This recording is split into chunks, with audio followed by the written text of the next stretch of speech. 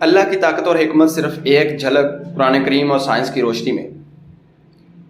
2018 میں دنیا کے کارخانوں میں 210 ملین میٹرک ٹن یوریا کھاد تیار کی گئی، جس کی تیاری میں فضا سے لگ بھگ 9 کروڑ میٹرک ٹن نائٹروجن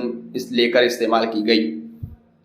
اب سنیں ذرا، جب بادلوں میں بجلی چمکتی ہے تو ایک بار چمکنے سے سینکڑوں کلو گرام نائٹروجن ایٹمی شکل میں تبدیل ہو کر آکسیجن کے ساتھ اور پھر بادلوں میں موجود پانی کے ساتھ تعامل کر کے حیات کے لیے قابل استعمال جڑی نائٹروجن یعنی نائٹریٹس بناتی ہے۔ ایک محتاط اندازے کے مطابق دنیا بھر میں سال بھر میں بادلوں کے چمکنے سے بننے والے نائٹریٹس کی مقدار تقریباً 62 کروڑ ٹن ہے، جس کے لیے 10 کروڑ ٹن نائٹروجن استعمال ہوتی ہے۔ آسان الفاظ میں بادلوں کے محض ایک عمل یعنی بجلی چمکنے سے دنیا بھر کی ساری یوریا کمپنیوں سے زیادہ نائٹروجنی کھاد دنیا کو مہیا ہوتی ہے، اور وہ بھی بالکل مفت۔ تو اگلی بار جب بجلی چمکے اور بادل گرجے تو دل سے کہیے گا، ترجمہ: اے ہمارے رب،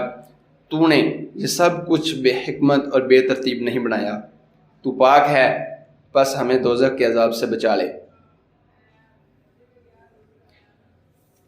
ایک اور جگہ اللہ تعالیٰ ارشاد فرماتا ہے، بے شک اللہ تعالیٰ آسمانوں اور زمینوں کو روکے ہوئے ہے کہ وہ اپنی جگہ سے نہ ہٹیں، اور اگر وہ ہٹ جائیں تو اللہ تعالیٰ کے سوا کوئی انہیں روک نہ سکے۔ ہماری زمین پر سورج کی طرف سے آنے والی آواز نے جب حضرت انسان کو اپنی طرف متوجہ کیا تو پتہ چلا کہ سورج سے یہ جو لہریں زمین کی طرف آتی ہیں، جسے ہم سورج سے آنے والی سولر ونڈز کا نام دیتے ہیں، یہ سولر ونڈز 400 کلومیٹر فی سیکنڈ کی رفتار سے جب زمین سے ٹکراتی ہیں تو یہ زمین پر موجود زندگی اور ماڈرن ٹیکنالوجی کو ہمیشہ کے لیے ختم کر سکتی ہیں، لمحہ بھر میں ختم کر سکتی ہیں۔ لیکن عظیم الشان خدائے مقدس نے، اللہ رب العزت نے ہماری حفاظت کے لیے زمین کی باہر والی سطح کے گرد ایک مقناطیسی حالہ قائم کر رکھا ہے جو ان کو وہیں پر روک لیتا ہے۔ تو پھر بندگی کا حق تو یہ ہے کہ ہم کہیں، رحمان کی تعریف کریں، اس کا شکر ادا کریں، اس کی زمین پر انصاف قائم کریں۔ اللہ رب العزت کا ارشاد ہے، اور سورج اپنے مقررہ راستے پر چلتا رہتا ہے۔ یہ بڑی غالب حکمت اور علیم ہستی کا مقرر کیا ہوا نظام ہے، اور ہم نے چاند کے لیے بھی منزلیں مقرر فرما دی ہیں، یہاں تک کہ وہ لوٹ کر کھجور کی پرانی شاخ کی مانند ہو جاتا ہے۔